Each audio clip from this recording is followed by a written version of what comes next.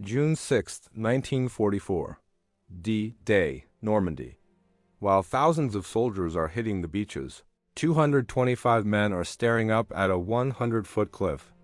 At the top, 6 German artillery guns, capable of destroying every ship on Omaha and Utah beaches. Thousands of Allied soldiers will die if those guns aren't taken out. At the bottom, American Rangers, with ropes, ladders, grappling hooks. Their mission: climb this vertical cliff. Under enemy fire, take out the guns. Hold the position until reinforcements arrive. Every military expert said it was impossible, a suicide mission. The Rangers would be slaughtered before they even reached the top. The German defenders agreed. They stood at the cliff edge, waiting, machine guns loaded, grenades ready, looking down at the Americans like shooting fish in a barrel. But here's what the Germans didn't know. They weren't facing regular soldiers. These were Rangers, the most elite, most aggressive, most absolutely insane soldiers America had. And they were about to do the impossible. This is Pointe du Hoc, the most vertical battle in history, where 225 men climbed into hell and changed D-Day forever. Let me show you why Pointe du Hoc mattered. Look at a map of Normandy. Here's Omaha Beach. Here's Utah Beach, 5 miles apart. Right between them, jutting out into the ocean, Pointe du Hoc, a rocky cliff, 100 feet straight up. At the top, 6 155mm artillery guns. French guns captured by the Germans in 1940. Range, 12 miles. That means they can hit both landing beaches and every ship in the English Channel. If those guns are operational on D-Day, American soldiers landing on the beaches are dead. Ships bringing reinforcements are sunk. The entire invasion could fail. Allied intelligence knows this. They've bombed Pointe du Hoc for weeks, hundreds of bombing raids, thousands of tons of explosives. But bombing from 20,000 feet isn't accurate. The guns might still be intact. The bunkers might still be operational. The only way to be sure those guns are destroyed is to send men to climb that cliff, to take out the guns by hand. It's a suicide mission. Everyone knows it. But someone has to do it. Enter the Rangers. 1943. The U.S. Army creates a new unit, the Rangers, based on British commandos. The idea: elite soldiers, trained for the hardest missions, the impossible missions, the ones nobody else can do. They're looking for volunteers, but not just any volunteers. They want the best, the toughest, the most aggressive. They want men who won't quit, men who'll fight when surrounded, men who'll climb when everyone else is retreating. Thousands apply. Only a few hundred are accepted. The training is brutal, designed to break men, to find out who has what it takes. 25-mile marches with 60-pound packs, hand-to-hand combat, cliff climbing, amphibious assaults, night raids, all at maximum intensity. Men drop out every day. Injuries, exhaustion, mental breakdowns.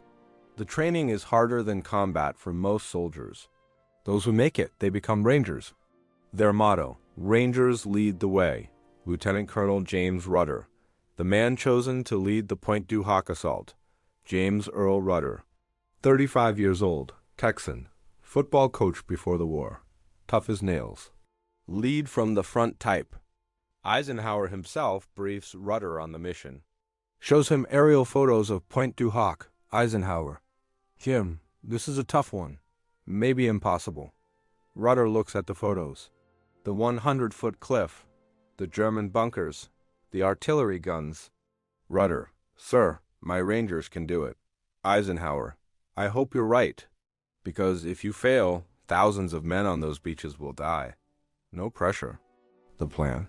The plan is insane. Here's how it's supposed to work. 3 companies of Rangers, 225 men total. They'll approach Pointe du Hoc in landing craft, at dawn, on D-Day. They'll land at the base of the cliff, under fire.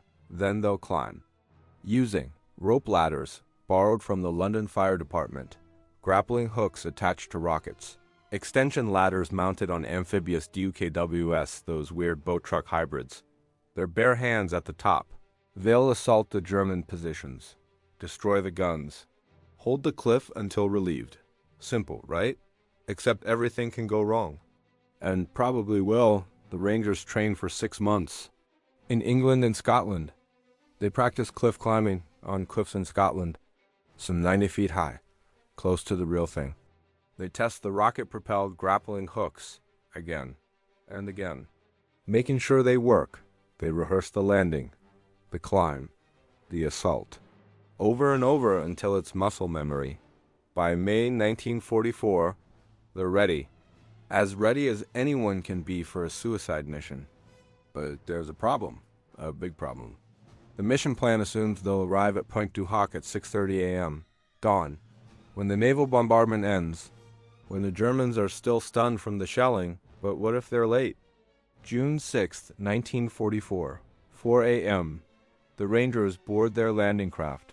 LCAs, small boats, open tops, holds about 30 men each. The English Channel is ROUG, 6-foot swells. Waves crashing over the sides of the boats. Men are getting soaked, seasick, vomiting. But they're Rangers. They deal with it. 5:30 a.m., the naval bombardment begins. Battleships and cruisers pound Pointe du Hoc. The cliff disappears in smoke and explosions. The plan.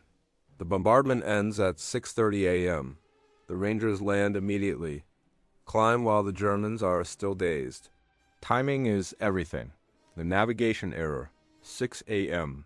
The landing craft are supposed to turn toward Pointe du Hoc, but the lead boat's officer makes a mistake. In the smoke and chaos, he mistakes Pointe de la Percée for Pointe du Hoc. They're 3 miles apart. The landing craft head toward the wrong cliff. Rudder, in another boat, realizes the error.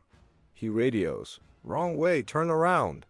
But they've lost 30 minutes, and they're now 3 miles off course, fighting against the current. They turn, start racing parallel to the shore, toward Pointe du Hoc. But they're late. The consequence, 6:30 a.m. The naval bombardment stops. The Rangers are still 30 minutes away. At Pointe du Hoc, the Germans climb out of their bunkers, dust off, check their weapons, and look down at the beach. No Americans, nothing. The coast is clear. The German commander is confused but relieved. He radios headquarters. No landing at Pointe du Hoc. Defenses intact. His men relax. Light cigarettes. Start brewing coffee. They have nitrogen monoxide idea what's coming. The approach. 7 a.m. The Rangers finally approach Pointe du Hoc, 30 minutes late. But those 30 minutes changed everything. The Germans are awake, alert, at their positions. As the landing craft get close, German machine gunners open fire. Bullets tear through the water, hit the boats. Men are hit before they even land. One landing craft takes a direct hit, sinks. Men drown in full gear, weighted down by equipment. The remaining boats push through, hit the rocky beach at the base of the cliff. Ramps drop. Rangers pour out into waist-deep water. Under intense fire. The landing, the beach at the base of Pointe du Hoc is tiny, maybe 20 yards wide, covered in rocks and debris from the bombardment. Above them, the cliff, 100 feet straight up. Germans at the top, shooting down. It's exactly as bad as everyone predicted. Worse, actually. Rangers are being hit, falling, but they keep moving. Training takes over. They start firing their weapons up at the cliff, trying to suppress the German fire. Engineers set up the DUKW vehicles, the ones with the extension ladders. But the beach is so torn up by bombing, the DUKW guests get stuck, wheels spinning in the mud and debris. The ladders can't be used. Scratch that part of the plan. Plan B, ropes and grappling hooks. The rockets. Rangers pull out the rocket-propelled grappling hooks. They look like small bazookas. They aim up at the cliff. Fire. Whoosh. The rockets fly up. And fall short. The ropes are soaking wet from the ocean spray. Too heavy. The rockets can't carry them all the way up. Rudder watches. His plan A didn't work. Plan B isn't working. They're stuck at the base of a cliff with Germans shooting down at them. Time for Plan C. Do it the hard way. Some of the rockets do make it. Enough. Maybe 6 or 7 grappling hooks catch on the cliff edge. Rangers grab the ropes, start climbing. While under fire, imagine this. You're climbing a rope. 100 feet of rope, straight up. Your gear weighs 60 pounds. Your hands are wet. The rope is slippery. And Germans at the top are shooting at you, throwing grenades down at you, cutting your ropes. That's what they're doing. Climbing into hell. Some ropes are cut. Men fall. Hit the rocks below. Dead instantly. Some men are shot while climbing. Fall. Take the men below them down too. But some rangers make it, one by one. They reach the top. Pull themselves over the edge. Under fire. First man over, Sergeant William Stevison. He rolls over the edge. Immediately hit by machine gun fire. Wounded, but he returns fire, giving cover to the men climbing behind him.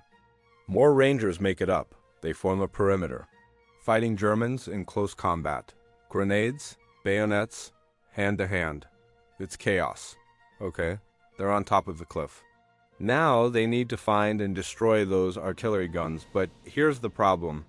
The cliff top has been bombed so heavily, it looks like the moon. Craters everywhere, smoke, debris, destroyed bunkers. And the guns? Where are the guns? 7:30 a.m. About 100 rangers have made it to the top of the cliff. More are still climbing, but they're in a nightmare landscape. The bombing has turned Pointe du Hoc into a moonscape. Craters 30 feet wide, 15 feet deep, overlapping. You can't walk 5 feet without climbing in and out of a crater. Smoke everywhere. Can't see more than 50 yards. Fires burning. Unexploded bombs lying around.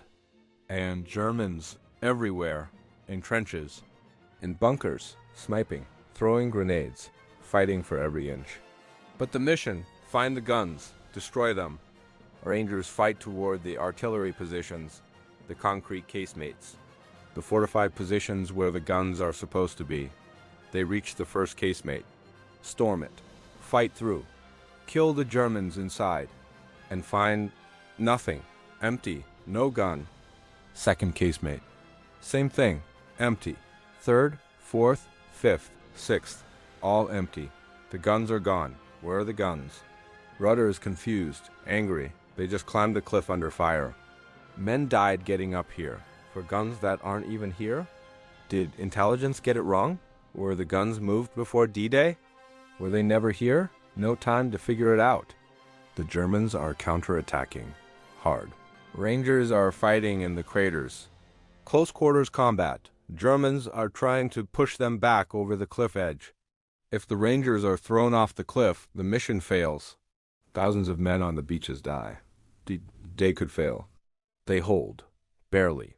Sergeant Leonard Lomel. While the main force is fighting on the cliff top, 2 Rangers decide to push inland, away from the cliff, to scout. Sergeant Leonard Lomel and Sergeant Jack Kuhn, both from New Jersey, both tough as nails.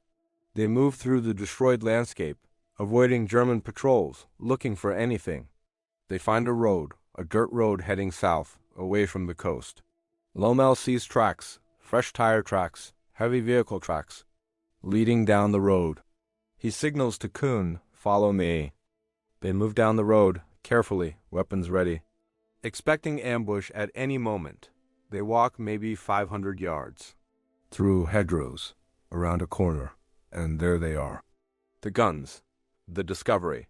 All 6 155mm artillery guns, lined up in a hedgerow, camouflaged, ready to fire.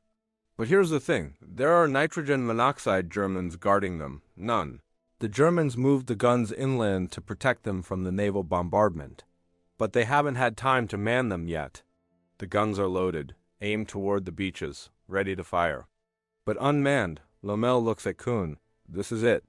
This is what they climbed that cliff for. They have thermite grenades, designed to melt metal, destroy equipment.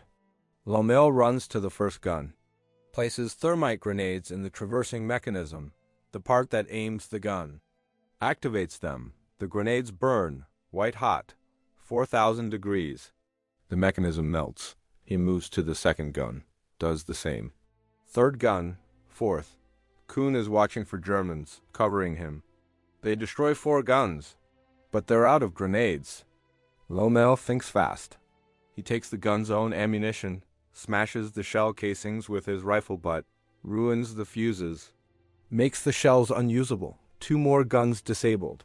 All 6 artillery guns are now destroyed or disabled. They will never fire on D-Day. Lommel and Kuhn sneak back to the cliff, report to Rudder. Sir, we found the guns. Destroyed them. All 6. Rudder is stunned, relieved, proud. These 2 men just completed the entire mission objective, by themselves. But here's the problem. They're still on top of Pointe du Hoc, surrounded by Germans, running out of ammunition, and reinforcements aren't coming. The plan was, Rangers take the cliff, destroy the guns, hold until relieved by troops from Omaha Beach. But Omaha Beach is a disaster, the bloodiest beach of D-Day. American forces are pinned down, taking massive casualties. They can't send reinforcements. The Rangers at Pointe du Hoc are on their own. June 6th afternoon. The Rangers have accomplished their mission. The guns are destroyed.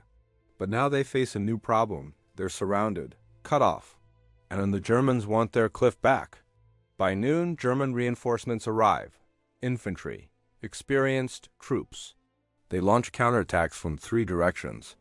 The Rangers have maybe 90 men still combat effective. Out of 225 who started, already 60% casualties. They're running out of ammunition. Every bullet counts. Rangers are collecting ammunition from dead Germans using captured weapons. Medical supplies are almost gone. The wounded are lying in craters. Medics doing what they can with almost nothing. Food and water? Forgotten. Nobody's eaten since before the landing. The defense. The Rangers use the bomb craters as fighting positions. Natural trenches, interlocking fields of fire. They set up machine guns, sniper positions, anti-tank positions using bazookas. The Germans attack, again and again. Wave after wave, the Rangers hold. Every attack is thrown back, but casualties mount. Men are being hit, killed, wounded. One crater is defended by THREE Rangers for 6 hours.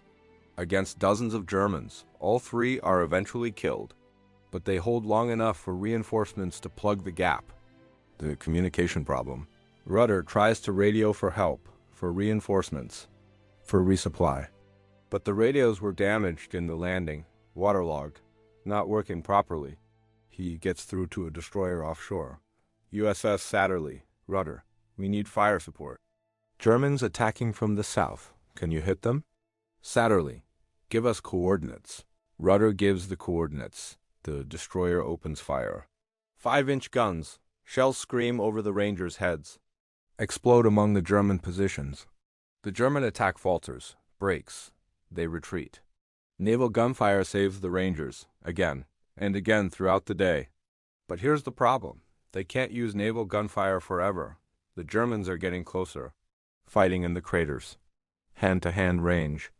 Night falls, June 6th, 10 p.m. Darkness. The Germans pull back, regroup. The fighting dies down. The Rangers count their losses. Out of 225 men who landed, only 90 are still able to fight.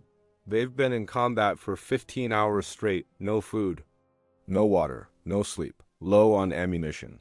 And no relief forces coming, Rudder gathers his officers. They discuss options. Option 1, retreat. Try to fight back to Omaha Beach, but that means abandoning Pointe du Hoc. The Germans could reoccupy it, bring new guns up. Option 2, hold, wait for relief. Hope it comes, but they might all die waiting. Rudder makes the call. We hold. We didn't climb that goddamn cliff to give it back. The Rangers dig in. Prepare for the next day. June 7th, day 2. The Germans attack again at dawn. Even harder, they have mortar now. Shelling the Rangers constantly. Artillery, machine guns from multiple positions. The Rangers are down to their last ammunition. Some are fighting with captured German weapons, throwing rocks when they run out of grenades. One Ranger, Sergeant Frank Perigori, runs out of ammunition. He fixes his bayonet, charges a German machine gun nest, kills 4 Germans with his bayonet, captures the position single-handedly. He's awarded the Medal of Honor posthumously, killed later that day. The Rangers are at the breaking point. They've held for 36 hours, but they can't hold much longer. And then, finally, they hear it, American voices. From the south, relief is coming. Will it arrive in time? Or will the Rangers be overrun in the final hours? June 7th, 11 a.m. Elements of the 5th Ranger Battalion and the 116th Infantry Division finally break through from Omaha Beach. They've been fighting for 30 hours to reach Pointe du Hoc. Omaha was a bloodbath, but they pushed through. Now they're fighting through hedgerows, German positions, trying to reach the cliff. At Pointe du Hoc, the Rangers hear gunfire from the south. Getting closer. Rudder radios the relief force. Hurry, we can't hold much longer. The Germans hear it too. They know reinforcements are coming. They launch one final massive attack, trying to overrun the Rangers before relief arrives. It's a race. Can the relief force arrive before the Rangers are wiped out? The final defense. The German attack is everything they have left. Infantry, mortar, machine guns, all at once. The Rangers are out of ammunition, almost completely. Some positions have 2 to 3 bullets per man. That's it. Rudder orders, make every shot count. Wait until you see their faces. The Germans come, through the smoke and craters. Dozens of them screaming, firing. The Rangers wait, W-A-I-T, then open fire. Every shot hits. Germans fall, but they keep coming. They're in the craters now, fighting hand to hand. Bayonets, rifle butts, knives. A German soldier jumps into Rudder's command post. Rudder shoots him with his pistol, his last bullet. The Rangers are about to be overrun. This is it. The end. And then, boom, artillery shells hit the German positions. American artillery from the relief force. Machine gun fire tears into the Germans from the flank. The 5th Rangers have arrived. The Germans break, retreat, run. The counterattack collapses. American troops pour into Pointe du Hoc. Fresh soldiers, with ammunition, medical supplies, water, food. The Rangers collapse, physically and mentally. They've been fighting for 40 hours straight. They can barely stand. Medics start treating the wounded. There are so many wounded. The relief force commander finds Rudder. Sir, you held. You actually held. Rudder, covered in dirt and blood, exhausted. What the hell took you so long? The Rangers are relieved, evacuated. The wounded are carried out. The dead are collected. Out of 225 Rangers who climbed that cliff, only 90 walked off, 135 casualties. 60% casualty rate. But they did it. They took the cliff, destroyed the guns, held the position, completed an impossible mission. But what did it cost? Were those 135 casualties worth it? Did Pointe du Hoc even matter, or did men die for nothing? After the war, military historians debated Pointe du Hoc. Was it necessary? Was it worth the cost? Here's the controversy. Argument 1. It was essential. If those guns had been operational and manned on D-Day, they could have devastated Omaha and Utah beaches. Thousands more casualties. Maybe the invasion fails. The Rangers preventing that made the mission critical, worth every casualty. Argument 2. It was unnecessary. The guns had already been moved inland before D-Day. German commanders moved them because of the bombing. They were never going to fire from the casemates. If Allied intelligence had known this, the mission could have been canceled. 135 men wouldn't have died. Argument 3. The truth is complicated. Yes, the guns were moved, but the Rangers didn't know that. Neither did Eisenhower. If they hadn't attacked Pointe du Hoc, and the guns had been there and operational, D-Day could have failed. The Rangers had to attack, because the risk of not attacking was too high. And here's what nobody disputes. The Rangers found and destroyed those guns. Lommel and Kuhn's action ensured those guns would never fire. That was real. That saved lives. Rudder's response. Years later, Rudder was asked, was it worth it? He said, every man who climbed that cliff believed it was worth it. We had a mission. We completed it. That's what Rangers do. One of his men said it differently. We didn't know if it mattered. We just knew it had to be done. So we did it. Whether Pointe du Hoc was necessary misses the point. What the Rangers proved that day was more than tactical. It was symbolic. They proved that impossible missions can be accomplished, that vertical cliffs can be climbed, that outnumbered, surrounded soldiers can hold against overwhelming odds. They proved that courage matters, that determination matters, and that refusing to quit matters. And they proved that sometimes you do the mission not because it's easy, but because it's right. But the story doesn't end there. What happened to these men? Where are they now? And what's the legacy of Pointe du Hoc today? Of the 225 Rangers who assaulted Pointe du Hoc, 135 were casualties, killed or wounded on June 6th to 7th, 1944. Let me tell you about some of them. Lieutenant Colonel James Rutter survived the war, went home to Texas, became president of Texas A&M University, then president of the entire Texas A&M University system. Died in 1970, age 59. He never sought glory, never bragged. When people asked about Pointe du Hoc, he'd say, "My Rangers did it. Not me." Sergeant Leonard Lomel, the man who destroyed the guns, survived the war, went home to New Jersey, became a lawyer, served as a judge. He rarely talked about D-Day, didn't think he did anything special. In his mind, he just did his job.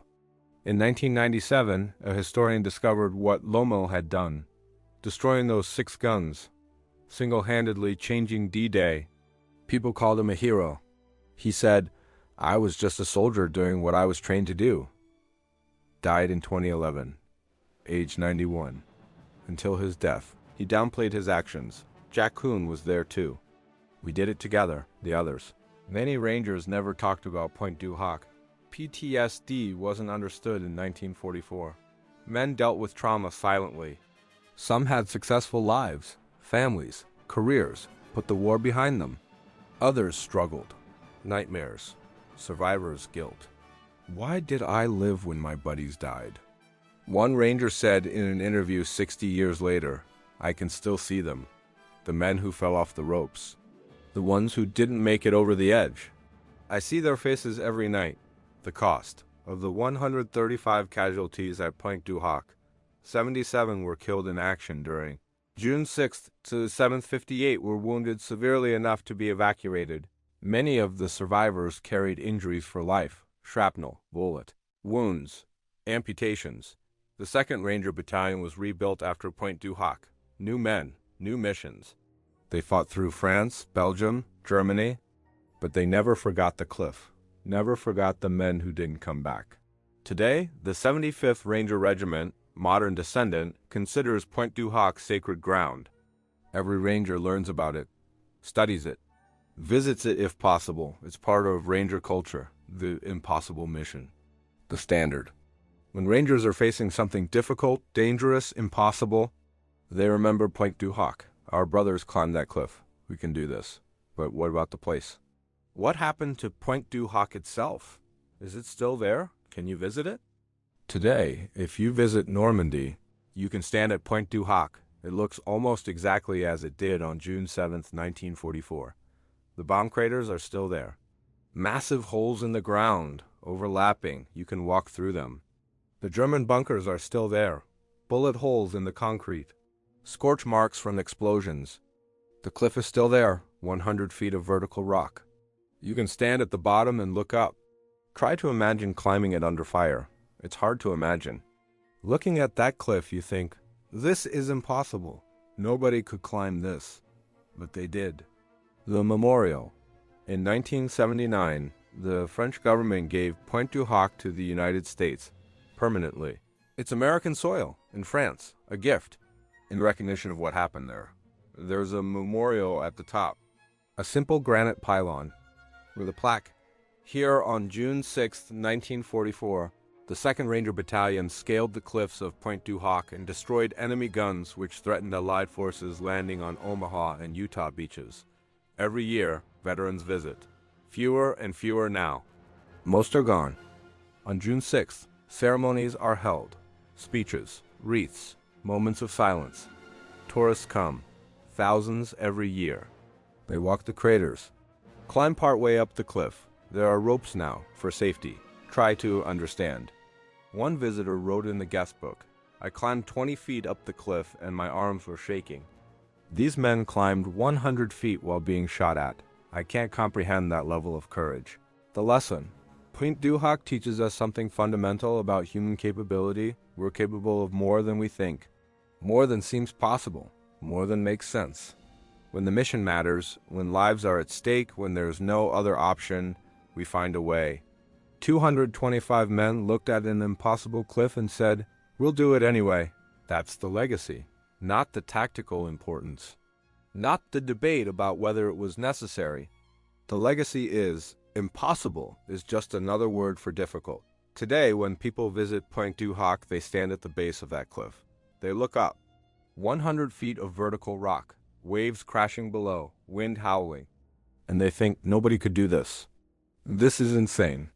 But 225 men did do it, under fire, with Germans shooting at them, throwing grenades, cutting their ropes. They climbed anyway, because that's what Rangers do. They don't calculate odds. They don't debate whether it's possible. They see the mission, and they go. That's Pointe du Hoc. That's the story. That's the lesson. When someone tells you something is impossible, remember the cliff. When the odds are overwhelming, remember the Rangers. When quitting makes sense, remember those ropes. 125 men made it to the top, and they changed history. Today, Pointe du Hoc stands silent. The guns are gone. The Germans are gone. The Rangers are gone. But the cliff remains.